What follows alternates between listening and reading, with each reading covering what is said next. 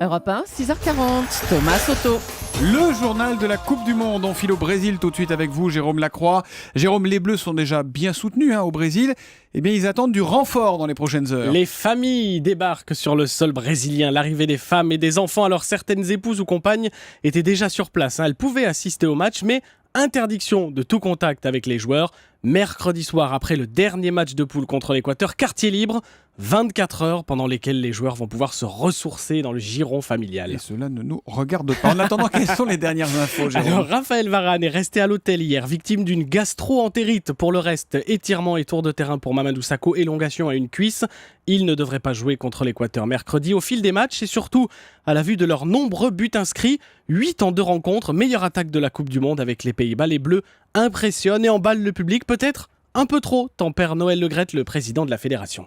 Je pense qu'on va peut-être un peu trop vite. Ça montre effectivement d'abord que le public aime l'équipe de France. Qu'il y ait un peu d'excès peut-être après 2 matchs, sûrement.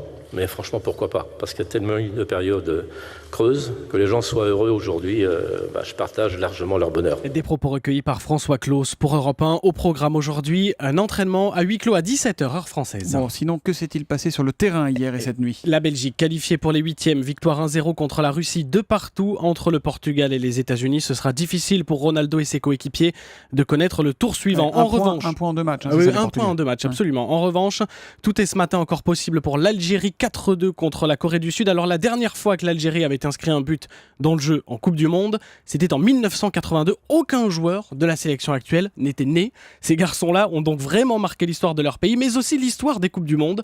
Première fois qu'une équipe africaine inscrit 4 buts dans un match du mondial. Les Algériens devront gagner jeudi à Curitiba contre la Russie pour connaître les 8e de finale. Et ils ont un bon coach, Vahid Halilovic, évidemment, ça joue. Au programme de ce lundi. Le Brésil joue sa qualification à Brasilia contre le Cameroun. Il suffit d'un nul. Coup d'envoi 22h, tout comme Croatie-Mexique un peu plus tôt.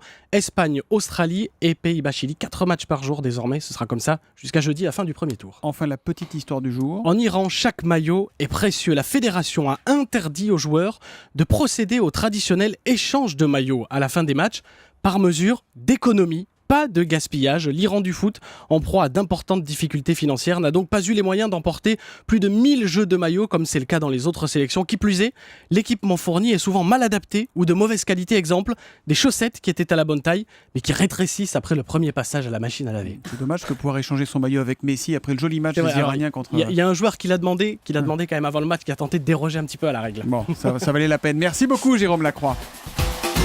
Europe 1, le journal de la Coupe du Monde.